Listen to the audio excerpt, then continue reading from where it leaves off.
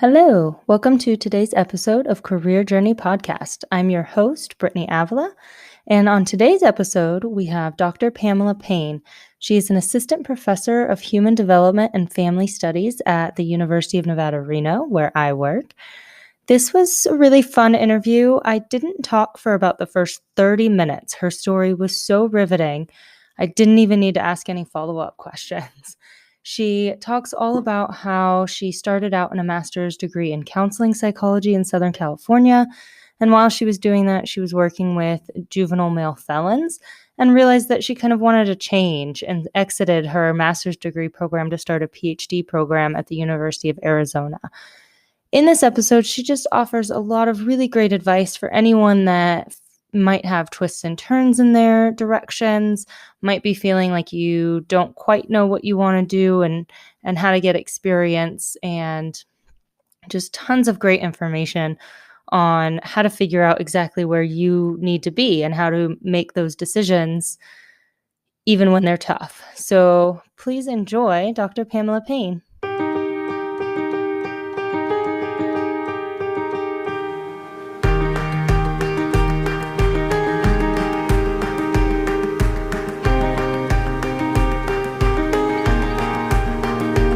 Hey everyone, welcome to the Career Journey Podcast, where we explore exciting careers and how to get them from the people who've lived it. I'm your host, Brittany Avila. Thank you for tuning in and enjoy.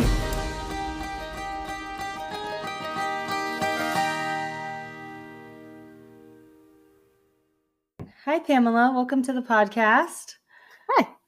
Hi. So we usually just start with what you wanted to be as a child. So did you have any ideas of what you wanted to do way back when? Way back when. So growing up, I definitely, as a kid, wanted to be a veterinarian. Okay. I liked horses. I wanted to be a vet. I owned a horse in my early teen years, and so I kind of, at one point, was a little bit more specific and wanted to do equine chiropractic and acupuncture. And then I got to high school biology. And that was pretty much the end of that dream. Didn't like it. No, I couldn't fathom having to dissect anything or, any of that stuff. So that dream was gone. We were done with veterinary school because that was no longer a realistic hope. Right. So I was kind of open, kind of as I finished up high school. I graduated and had applied early decision to the University of Arizona. I grew up in Southern California. So my parents said that one of their contingencies of college was that we had to go away. We couldn't stay at home. We had to live in a dorm and had to go have like a college experience. So that's a nice rule. Yeah, it worked for me. So I applied early decision to the University of Arizona in Tucson. I had visited there as a junior and just kind of on campus felt like that was where I was kind of supposed to be. So went to campus. In my senior year, I had a government teacher who happened to be also a practicing lawyer. And he was amazing, Mr. Conforti. Funny how those professors stick with you. And so at one point after taking government and the AP test, I thought I maybe wanted to be a lawyer. So when I started college, I actually was a political science major to begin with. Lo and behold, I took a political science class and didn't like it. So that didn't last very long. At the same time, or kind of around that time, I took a sociology class. And that was more interesting. So that was kind of more along the lines of something I thought was a better fit. So I think I declared that as a major shortly after getting to college. And then I took a psych class, and it was actually a gen ed. And it was called The Structure of Mind and Behavior. And it was taught by a professor named Jeff Greenberg. And he was fascinating. I remember going to a class and it was like 800 of us. So it was a very large lecture class. I commend him for having the impact he had in that lecture hall. Yeah. I mean, I remember, we had 10 TAs to manage all of that. And he was amazing. He would get up in his shorts and his Lakers t-shirt and his baseball cap and his long ponytail, and he would just lecture. No PowerPoint, no notes, no nothing. You just had to listen and figure out what was important. I declared a psych major pretty shortly after that. He was fantastic. I took a number of classes from him over the course of my undergraduate career. I stumbled into human development as a minor. My roommate was an HDFS major, and it went really well with psych. She's like, the classes are fun. Come take this, relationship class with me. And so that was how I ended up with a minor in human development. And I didn't really think a whole lot of it. I graduated in 3 years. I wanted to be done with college. I'm not sure why. Take your time, explore all the things. I graduated and moved back to Southern California. Knew I wanted to get a graduate degree, and my parents both have graduate degrees. It was just kind of what you did. After you get your bachelor's, well, you keep going for at least a master's. My mom was a teacher and my dad worked in business. So those were fields that it just kind of, that was what you did. So I applied for a number of different programs. As I tell my students, don't pigeonhole yourself unless you really, really know. Throw some spaghetti at the wall and see what sticks. So I applied to a number of different programs. Ended up going to Pepperdine University in Southern California. Program was great. It was very clinical. I thought I wanted to be a clinician, be a therapist. Realized kind of working while I was in my master's program that I didn't really know what that was. And I wasn't sure I wanted to do that anymore. The program at Pepperdine was designed for working individuals, which was great. Mm-hmm. So I worked kind of 2 jobs, and these 2 jobs became really kind of transformative in how I went forward. The first, I applied for them both at the same time, which is kind of one of the things I tell my students about working for government is it's slow. So I applied for both these jobs at the same time. The first one was working for a smallish company that does behavioral analysis with children with autism and related disorders in the home. So you were going into the homes and doing one-on-one therapy with very young children, working on speech, life skills, those kinds of things.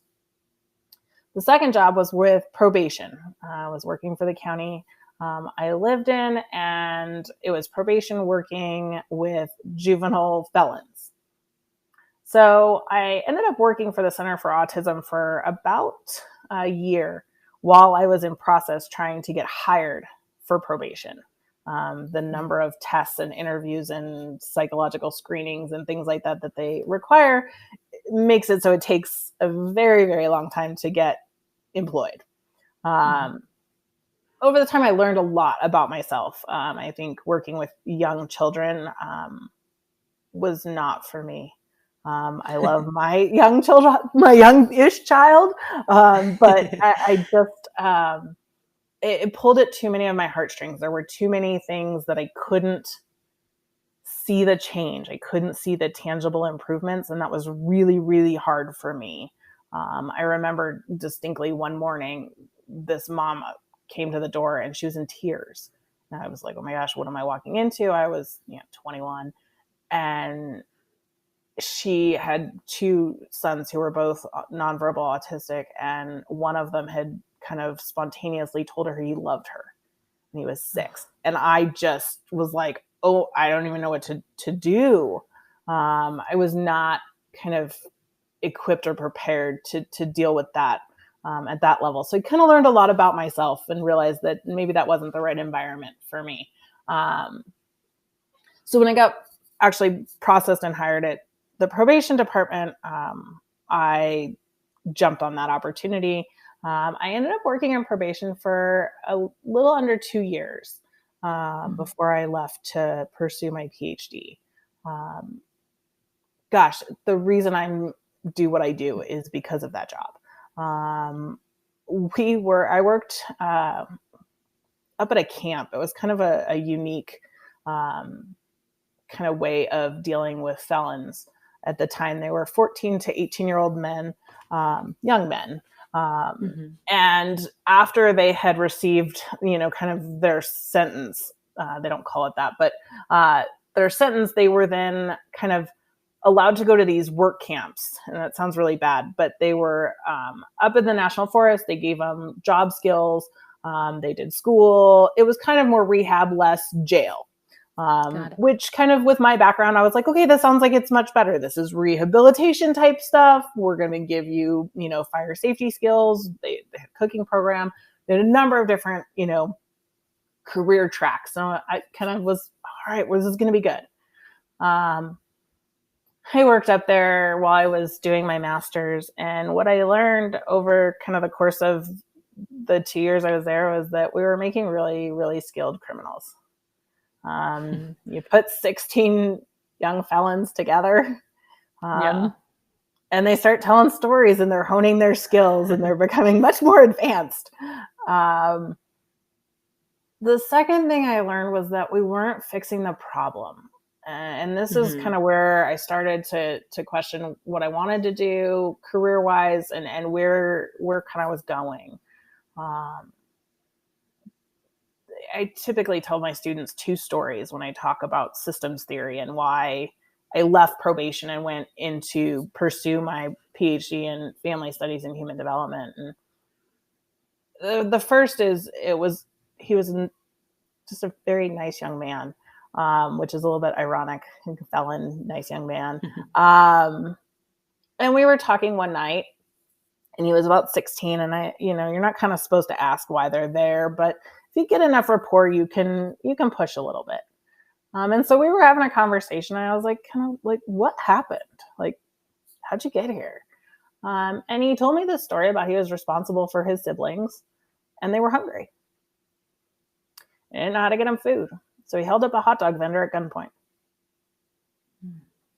His siblings were fed, and here he was. And I kind of probed a little bit more, and we talked, and he was like, yeah, my parents aren't really around, and it's kind of my job. And I was like, well, whose job is it now? He's like, well, I don't know. And, it was really a systemic problem, and locking up this kid doesn't fix much of anything. And he very well knew what he had done was wrong. He's like, I just didn't know any better to do any different.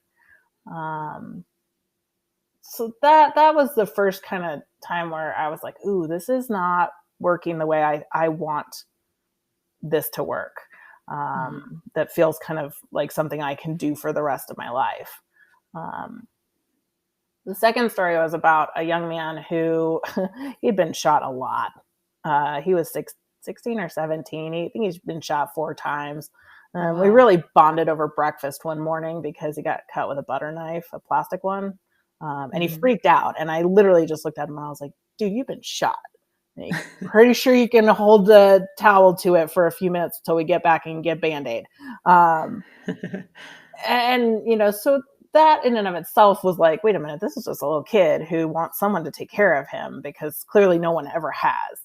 And a few months later, he was getting ready to get out and he was going to be released. And he said to me, it was about October, November, somewhere in there before the holidays. And he was like, I'll see you after the holidays. And I must have had just like an abject look of total horror on my face. And he was like, I'll see you after the holidays. I was like, what are you talking about? And he's like, it's safer for me here. Because of the way that the gangs were separated, no one had guns. We didn't even have guns. So he was safer here than he was going back home. And sure enough, about end of February, he was back. And those kind of couple of incidents really, along with being in my master's program at the time, I couldn't kind of reconcile doing that every day and all of the things that I knew about families and systems and just development that weren't happening. So it really pushed me. I actually reached back out to Jeff Greenberg, that instructor that all those years ago had taught my intro psych class, and said, hey, this is what I want to do. We had done some independent research when I was an undergrad. And he directed me to a couple of faculty members over in family studies at the University of Arizona. And so back to Tucson I went. After 2 years, I moved back and pursued my PhD. Along the way, I definitely would say take advantage of whatever the opportunities are that come to you. My PhD took a little bit, quote, longer than typical. I took the assistantships nobody wanted. And it worked really well for me. I taught a lot. I really found that, ironically, my mom was a third grade teacher, and everybody always asked me growing up if I was going to be a teacher. And I was like, no, I'm not going to be a teacher. And I just didn't realize, I think at the time, that I needed to kind of qualify what kind of teacher I was going to be. I just didn't want to teach where I had to deal with parents. Right. So adults, like your mom calls me, I can tell her to go away because of FERPA. That's my kind of teaching. So I really fell in love with teaching at the U of A. And during my graduate program had some really great opportunities, one of which would then really shape kind of what I do now, which is I had an opportunity to work just before graduation, ironically, right around the height of the recession, the first recession, with cooperative extension. One of the things that cooperative extension was doing at the time, specifically the USDA and a program called CIFAR, which is Children, Youth, and Families at Risk, was trying to establish the use of a common evaluation across all of their different programs. So CIFAR runs a number of different programs in parenting, nutrition, citizenship, youth engagement, those kinds of things. And they're in every state potentially. And while the programs are different, there's no way to compare the efficacy of the program across. So what we did at the U of A at that time was I was on a pilot study. I actually managed the grant that was looking at whether or not it was feasible to do this pilot, common measure idea. Could everybody use some set of evaluation tools to compare programs? So, for instance, we had a program with 2 youth programs. One was in Arizona. They focused on things like awareness of political and social things. So does your kid read the newspaper? Or do they watch local news? Things like that. One of the other programs was in Alaska. Their youth development program focused on ATV safety and the snowmobiles. Totally different programs. But what our study was doing was saying, well, can we look at kind of youth development broadly and say something about these 2 programs that are funded through the same channels? And what we found eventually was that, yeah, you can. And now actually all CIFAR programs are required to use a common measure in addition to whatever evaluation. Because it allows CIFAR to go to the government and say, here, these are the outcomes our program across the board has impact in, rather than just saying, well, in Alaska we do this, or in Arizona we do this, and Nevada does this. You can kind of have a much more significant impact statement that way.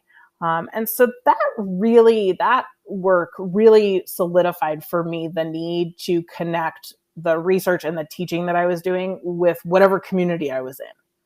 And that became really, really important to me kind of moving forward. I graduated with my doctorate in 2010 in the middle of, well, it was the worst job market. I don't know. I think we may be headed towards one that is equally bad or not worse. It was tough. I was on the academic job market looking for the elusive tenure track position for 3 years.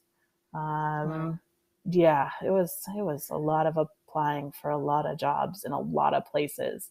A lot of interviews where you think you have it and find out later that you were one of 300 applicants and 3 interviewees, and you lost it because the person that got it had taught the specific class they wanted, which you had no control over anyways. So lots of up and downs. But in the grand scheme of things, shortly after that, while I was on the job market, had my daughter.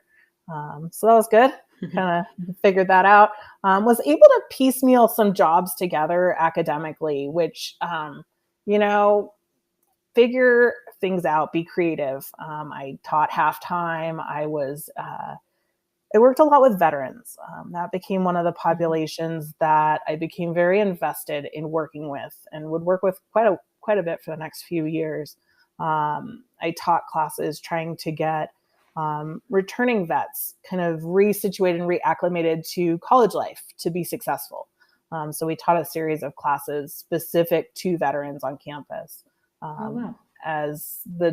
When I was the interim director of the Veteran Transition Services at the U of A, kind of during that interim period, while still applying for kind of tenure track jobs. In 2012, I finally got a job after lots of applying and a lot of thinking outside the box on what I was kind of interested in and what I was kind of wanting to do. Life has a way of being very ironic sometimes. I kind of always said when I was finishing up my PhD, I didn't want to research one. I didn't want to. I didn't want to work at an R1. Ironic now. Because I really wanted some place that valued teaching. And I think, I saw as a graduate student, I was doing a lot of the teaching at the university. And I thought that, college students should get professors, as great as grad students are. So I took a job.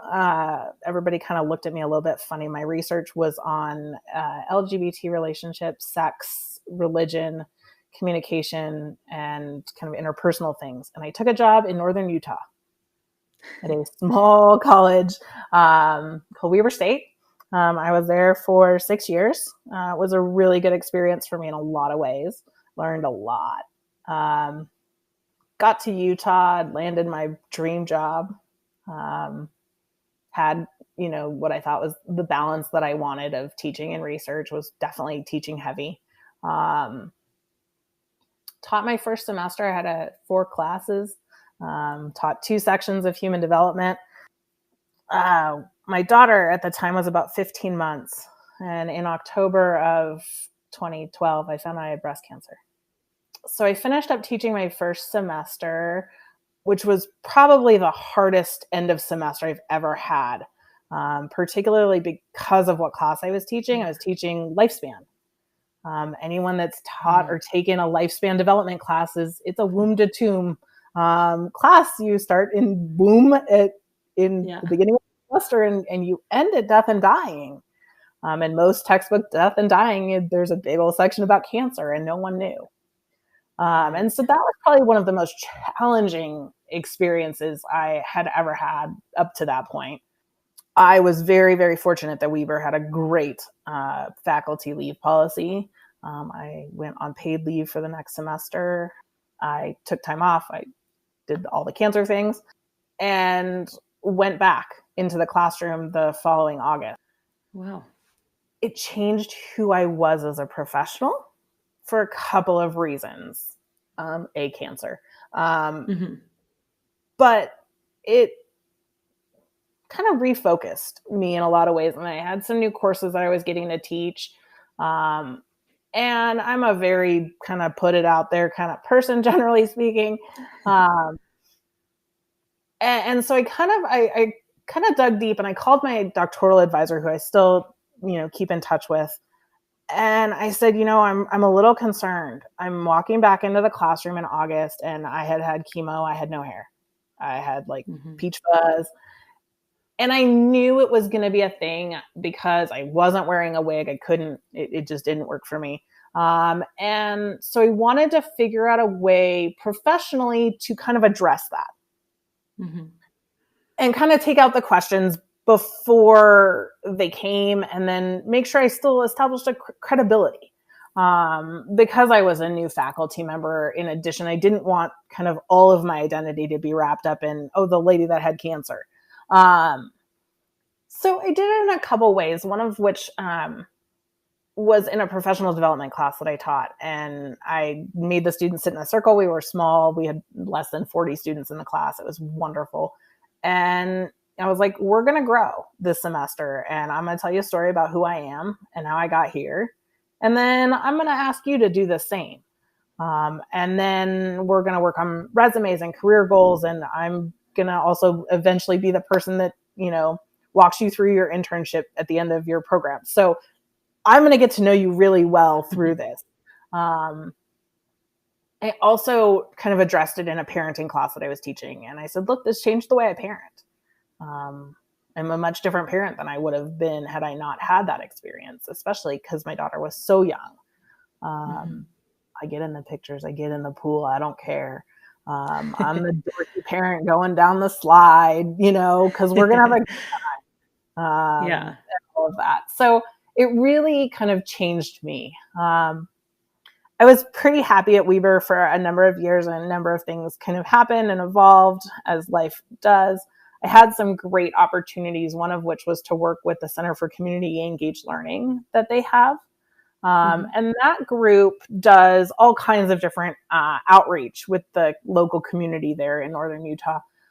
They have a service branch which kind of does your traditional community service outreach, Habitat for Humanity, building homes, kind of that stuff. They have a democratic engagement program that is really, really strong and very active and engaged in politics and democracy. And then they had a research team, and that was kind of where I found my niche. And I co-advised the community-based research team for 3 years. With a wonderful colleague and friend of mine. And basically, we were the liaisons between a group of very engaged students who wanted to do research and various community organizations that needed some research. So over the course of the years, we worked with the Ogden Police Department. We worked with 2 different Head Start organizations, a charter school, one of the food pantries, just a number of different organizations kind of providing them with research. We partnered with a health department looking at kind of preferences towards sex ed in Utah. What did parents want? Where did they think their kids were getting their information, which was really fascinating. And so that kind of rekindled that need for me to be out in the community. And during that time, I started to look for a new job. It's approaching tenure. There were, potentially some risks in looking for a new job as you're applying for tenure. People think that you won't get it, and that's why you're leaving. Wasn't the case in my situation. I applied for jobs for a couple years. Actually, it was 3 years again. Seems to be my number. Lucky number. Lucky or unlucky, depending on how you look at it. I was much more specific this time. It's definitely easier to look for a job when you have a job. And you don't have to leave. It has to be the right thing. So I did a number of interviews at places that would have potentially been right homes, but they weren't the right home for me. I saw this posting at UNR in extension, and those extension positions don't come up very often. And I happened to know a friend from grad school who's now a colleague and also still friend. And I sent her an email and said, hey, I'm really interested in this job. Here's my credentials. Like, what do you think? And she was like, yeah, you should apply. And so, so I ended up here. I've been here. I started in July of 18. So I've been here about 2 years. I have a joint appointment, which for me is kind of the best of both worlds. I am a primary in the College of Education in Human Development Family Studies, which is kind of where my field home is. And then I have a partial appointment in cooperative extension, focused on positive youth development. So very, very broad. Anything that applies to positively impacting youth. So that's given me a lot of freedom to kind of really pursue a number of different things. I have one class that I typically teach. I teach the family interaction in HDFS. It's kind of a mix of theory and application. It's fun because I like using novels. So we'll be using Educated to kind of look at family dynamics. So I love that because for me as an instructor, am much less concerned about your grade in my class than I am about whether or not you can walk out the door and recognize something as being impactful for families.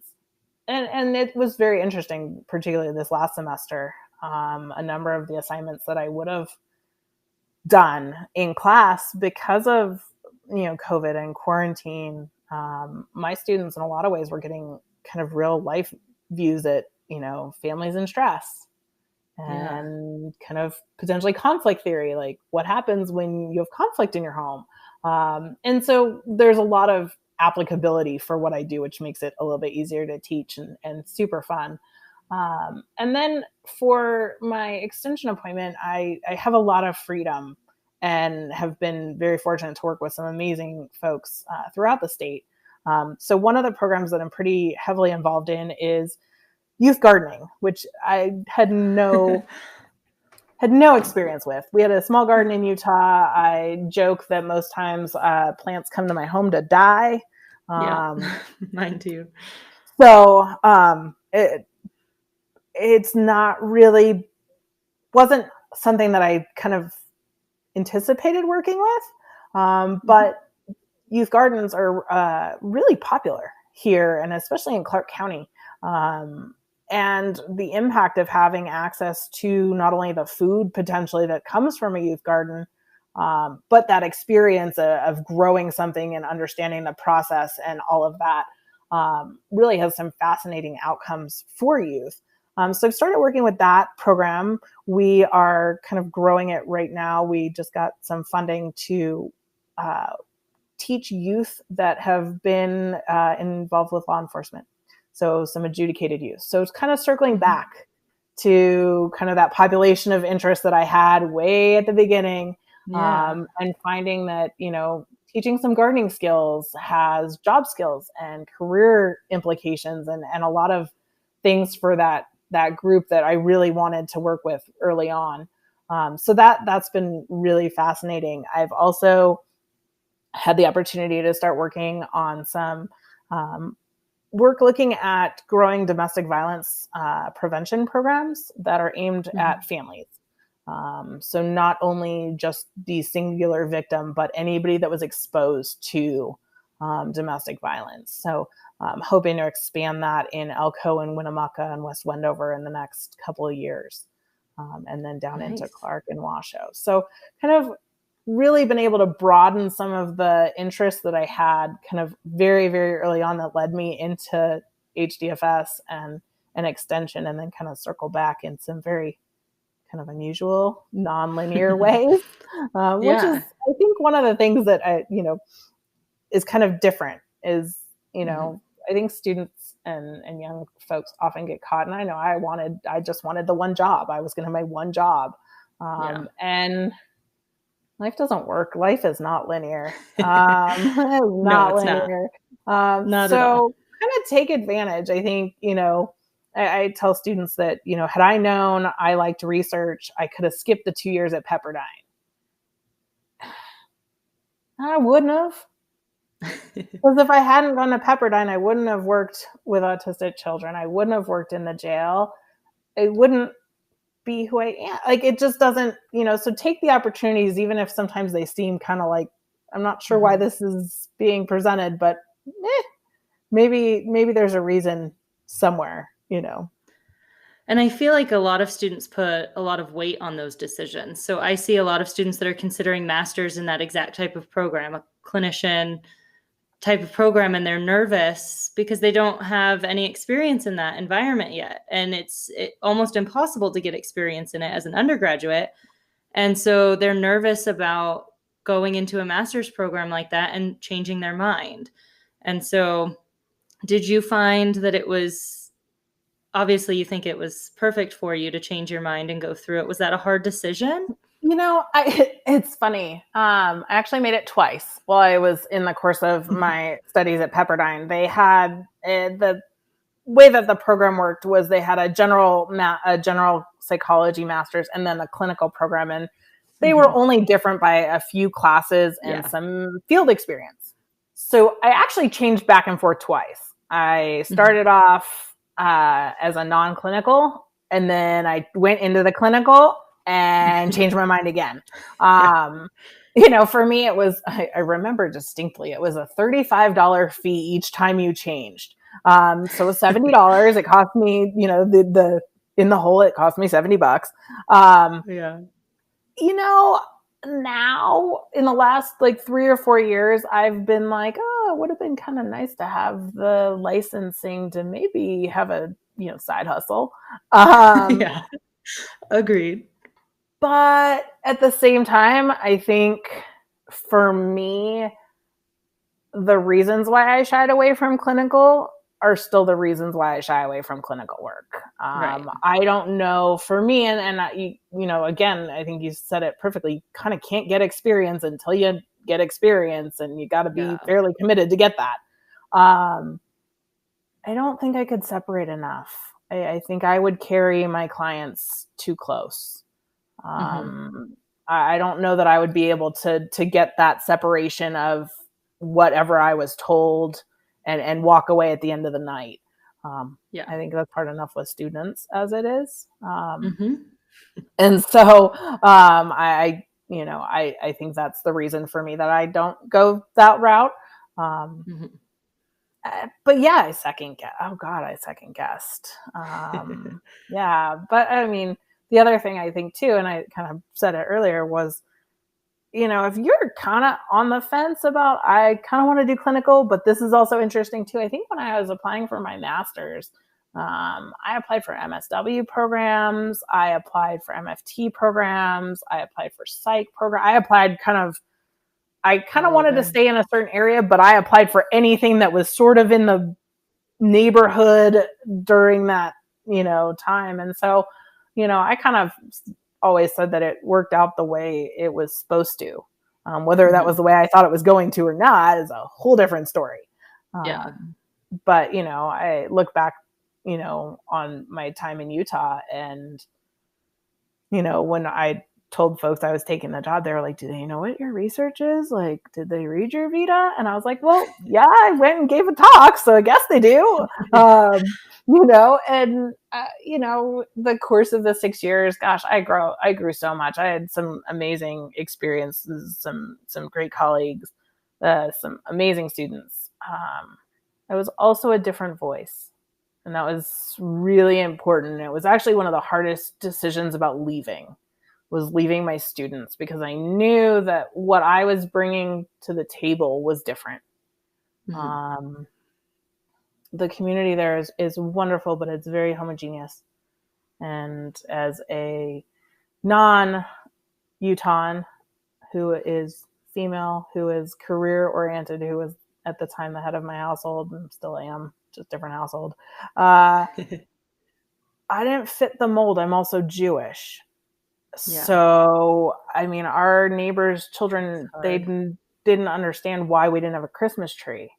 And so I knew that in the same token as I was providing that to my neighbors, I was providing that in the classroom. Hmm. Something that was different. And that was actually one of the hardest things about leaving. And I actually told my students before I told my employer I was leaving, because I had to tell them before they registered for classes, Yeah. because I couldn't leave them hanging. Um, but at the same time, what I told them was take the opportunities when they're presented. And this is where I'm supposed to be. Yeah. I'm doing the work that I've wanted to do that I didn't realize I was missing, because I wasn't getting the full opportunity to do it. And what were some of those reasons that you decided to leave that job? Because it sounds like you were there for a long time. You liked what you were doing. You were almost up for tenure. Why did you start to look outside? There's a lot of different reasons. There were some departmental issues, some politics, Hmm. politics everywhere. Um, Yeah. I think it's hard to often be a dissenting voice or a different voice. Hmm. And so that sometimes gets you attention, and sometimes it's valued, sometimes it's not. I think the other thing for me became a little bit more personal to some degree. Hmm. Because of the homogeneity in Utah, I had some reservations about staying there long term and raising my daughter as a Jew. Hmm. You know, I kind of had, it was like, well, this is great, but like she's going to be the only Jew ever. For the most Yeah. part in her classes. And it's a very tight knit community. And as a result of that, in some ways, it can be very exclusionary. So that became part of, the reason was to look at a community that was more matching of what kind of I wanted. And Reno definitely does that. That being said, I was pretty specific about where I was willing to go. Because I was close to tenure, I literally resigned my position the same day I would have been awarded tenure. Oh, wow. Yeah, I kind of passed those in the night a little bit. So it's a little bit of a little bit bitter, because it's a lot of time and it's a lot of effort and a lot of work to put those dossiers together. And I didn't get to bring my tenure with me because they're not equivalent, because we are in R1. A life in your ironies of me not wanting to be at a Research One university. But I'll potentially go up for tenure in the next year or so. So I didn't kind of completely abandon all of the years that I put in. And in reality, it's okay. I'm doing what I want. I get to research the things that are of interest to me and of need to the state. And, so that allows me to pursue my passions in a way that I wasn't able to do before. And so that was really part of the decision to leave. That being said, it was a hard decision. Tenure is really comfortable. I could see what my life was potentially going to look like. My classes were pretty set. I, had a good research program, but there was very low pressure. It wasn't enough challenge for me. I'm kind of a weird person like that. I wanted more. I love the kind of the digging of the research for the grant, to write the grant, to hopefully get the money. And the I like writing, and so I just it wasn't the right balance for me, was the other thing. I think, I was filling my time with extra classes. I was teaching a 662 load. Oh, wow. And I was publishing 3 a year. That's a lot. Yeah, it was. With the teaching load, that's a lot. I was trying to fill the voids and it wasn't working. And so that became kind of like, you can't sustain this.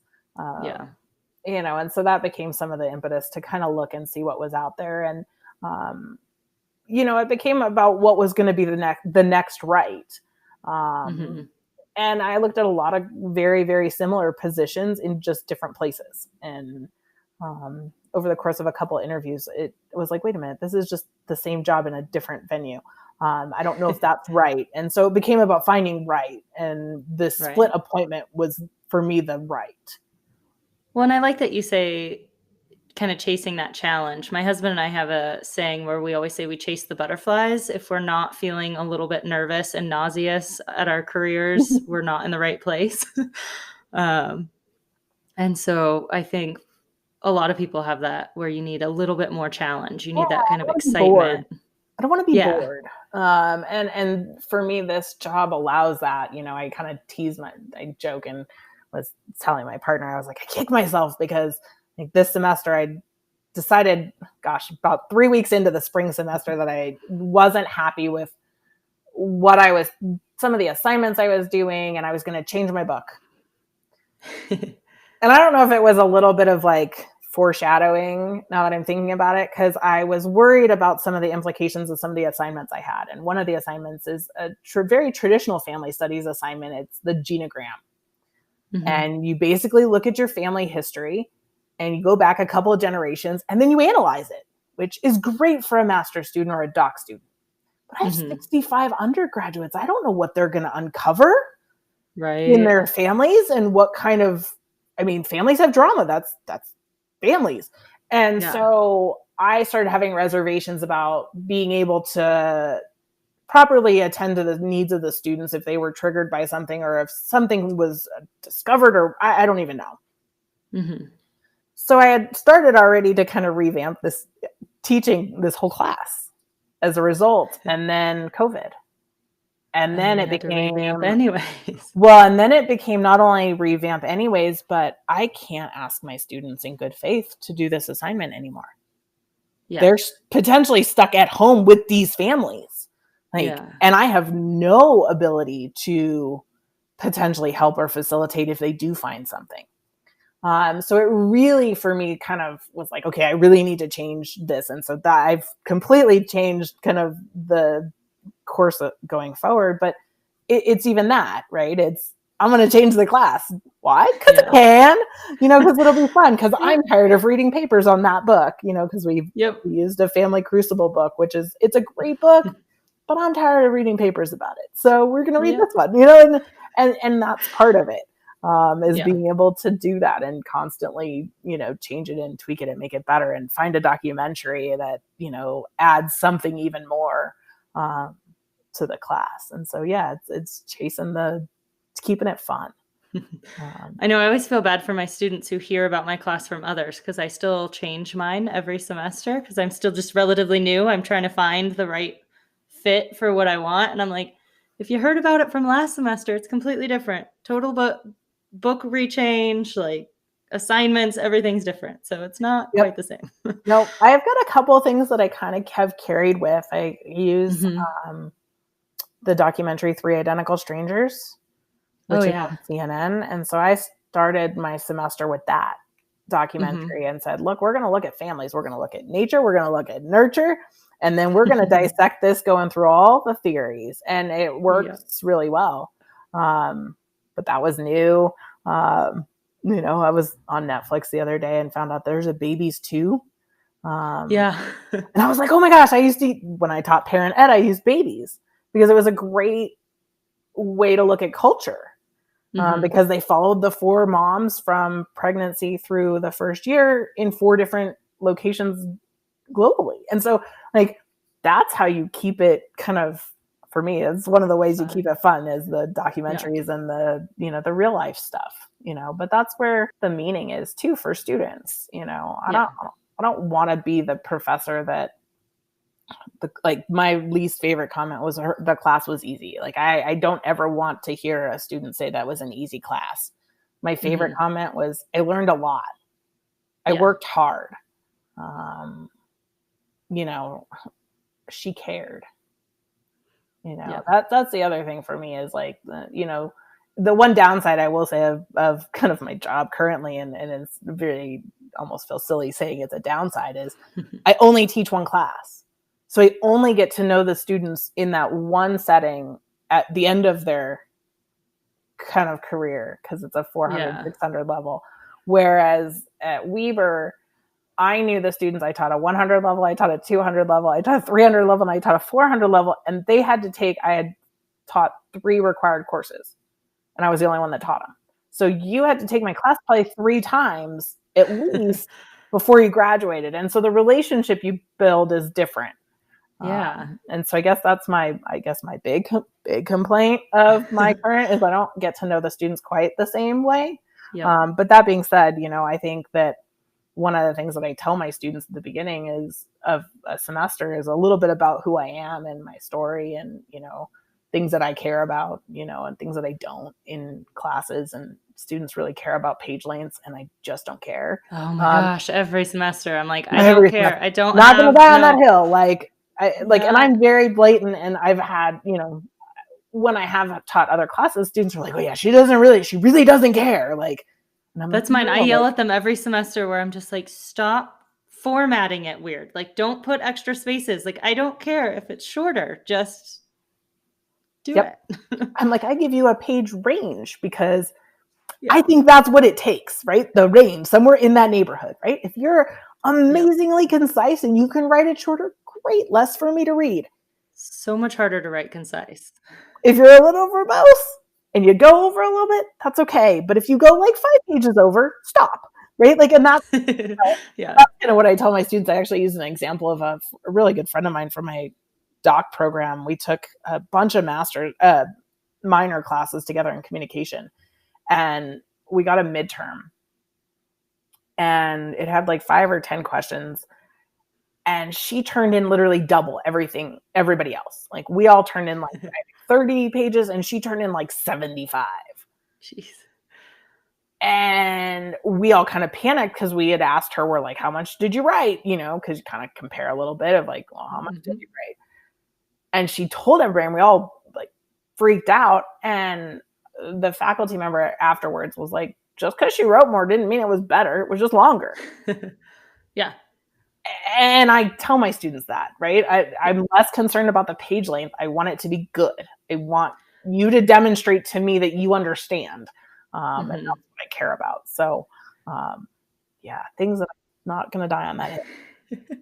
I always tell students it's so much harder to write concisely too. It took me years of grad school to figure out how to get into like a 500 word limit, or it's a lot easier to explain a topic over multiple pages than it is in one page. Absolutely. And so, Editing is my all least favorite. I mean, I know. like I was working over the weekend and I was editing a manuscript, and my partner was watching. He's like, that just looks terrible. And I'm like, yeah, kind of. And it was funny because he's like, well, you added a lot. Because I had added, by the end of the edits, I was up about 8 pages. And I was like, well, yeah, I kind of had a really good idea. And so I, submitted it wanting the feedback so that I could edit. But it takes a long time to get to even that place where you're like, I just want the feedback. Like, give me the red pen. Like, it's okay. Yeah. So it's that challenge though. Yeah. It goes back to getting the little challenge. And it's nerve-wracking. I think a lot of young students don't know quite how to incorporate that feedback yet. Because like you're saying, it's a skill. It takes a long time to be able to take the constructive feedback and use it for good. At first, I had a rule in my master's program where I would read all the comments when I got it back from my advisor, and then I would sit on it for 2 days. I wouldn't think about it. I wouldn't look again because you get emotional. And you're still emotional all these years. And I think sometimes students don't realize that that's just something we all experience. I think sometimes they assume that doesn't happen to us and it shouldn't happen to them, but it definitely does. I have brought in and shown students edits on manuscripts that I've gotten, because it has to be like the other thing that it's funny because I actually was writing this manuscript about kind of using peer review. And one of the reasons I use peer reviews a lot, I don't use them as much here, which I might have to change, is because it gives you the skill to not only accept the feedback, but to figure out how to craft it. Yeah. And that's a skill too. How do you give constructive feedback? So also another really important developmental skill that, students don't always learn is, you can tell me you don't like my class, but how do you do it in a way that's actually going to potentially make me change something? There's a very big difference in that. And so, I think the other thing that, kind of broad stroke, if I was going to tell students things that, I wish students knew that they kind of maybe don't assume, get to know your faculty. Yes. Like, I'll be honest. There are some out there. They don't want to know you. That's fine. They're out there. But there's a lot that do. There are a lot that do. And if a faculty is pretty blunt about like, hey, I want to get to know students, come visit me, do it. Do it. Do it. Yes, I love, this is probably one of the things I miss the most about being on campus, like, is having my door open in my office and the students kind of trickling around and wandering in. But get to know your faculty. One of the things, selfishly, I love working with students. And so for me, when I do have students that do come and, get to know me, I've had a couple of students that have done independent research projects that, are working with me on some of my research, that are talking about grad school. I've got one, she's, moving to go do her master's at Chapman. And, it builds that network, not only within your program, but, moving forward. I still keep in touch with a number of my students from Utah. Many, many years after they've graduated, I still keep in touch with my doctoral advisor. Been out of my doc program a while. So get to know your faculty, take advantage of the ones that are willing. I think that's, I did that a number of years ago. I stumbled into Jeff Greenberg's office and got to know him. And, you know, that email that I sent him that was like, hey, do you know where I could do this kind of research? This is what I'm interested in. I mean, that was how I ended up with my PhD in what I did. Because that program wasn't even on my radar. So, it's those kinds of, things that I think, take advantage while you can, and when you can. I absolutely agree. I always tell students, like, we're your resource. All my opportunities came from professors who knew me maybe even better than I knew myself because they were older. And they said, I think you should go this direction. And I was like, okay, I don't know. And I went there, and that was my big opportunities. It's also practice and networking in more of a safe environment. You get to meet, they might introduce you to other faculty members. You get to explore what it's like to have a resource, have somebody to help you. So you get all those skills that maybe aren't taught in the classroom quite as much. Yeah. I mean, one of the things that we don't do as much of here, and partially because of the size of the program, is at Weber, we would take a number of students to our national conference. Oh, yeah. And, we had some funding sources that were very advantageous to be able to do that, where they could get some money to be able to travel. But for a student to go to a national conference as an undergraduate, presenting research, and then to walk around and get to network, mm-hmm. It was probably one of like those moments where you just watch the students, the light bulbs just are like all over the place. And, if you don't take advantage, you don't get those kinds of moments. And so, taking advantage of the things that, maybe are a little bit out of your comfort zone, but sound interesting or different or curious. Well, we're almost coming up on time, and I know you've mentioned a lot of great advice for students and young professionals. Do you have any last piece of advice you love to give? I think my one thing I usually tell my students, and it kind of goes along with kind of this, get to know people, take, opportunities as they come, try stuff. Yeah. I'm a shoe person. I'm a Pisces. I think that's like a thing. Try on different shoes. If I hadn't worked with young children, I might have gone a totally different way, because I might have thought, I could have been a preschool teacher. But because I chose to do that, I learned that wasn't going to be a good fit for me. Take advantage of that while you're in school, if you can, whether it's through internships, practicums, independent studies, paid employment, whatever it is. The more you can get kind of closer to what you think it is, try it and make sure. I think that's kind of my biggest advice is try as much as you can. Don't necessarily get sucked into what's easy and what seems to fit, because you may not challenge yourself to grow a little bit. I think that, that's the point of, studying mm-hmm. and pursuing that, is to grow and to challenge yourself. And so, challenge your thinking and do something a little bit out of your comfort zone, because that's where the growth happens. Yeah. And I think it's just as valuable to learn what you don't want to do as it is to learn what you do want to do. And sometimes students don't realize that. They're scared to have an experience that's not going to meet that end goal. And sometimes it's just as valuable. Sometimes it's more valuable. I mean, sometimes you have to know a little bit about what you don't want, even. I mean, mm-hmm. My dad owned his own company, and he would have loved for me to take it over. And from very early in my college career, I told him, I said, there's not enough people, right? Like, he worked, it was him in an office, but there was very little interaction. So for me, just knowing that I needed more interaction with people was really important. I didn't want to be in a cubicle. And so those are really important things to know. And I think, you got to try to know whether you like it or you don't. So. Well, and those personal characteristics too. I know my big thing is I don't like to see one giant block on my calendar. So I don't like to see a 9 to 5 and that's it. I need the constant colors and the switching and the flexibility. And students are like, you think about that when you're making your career? And I was like, yes, that's a very big deal to me. Yeah. Or how do you organize your day? I had a colleague when I worked on research team, and she and I we ended up on the surface, we looked like the odd couple. We really did. I mean, I'm drink my coffee with all the extra espresso, and she's like, "Oh my gosh, no decaf, please."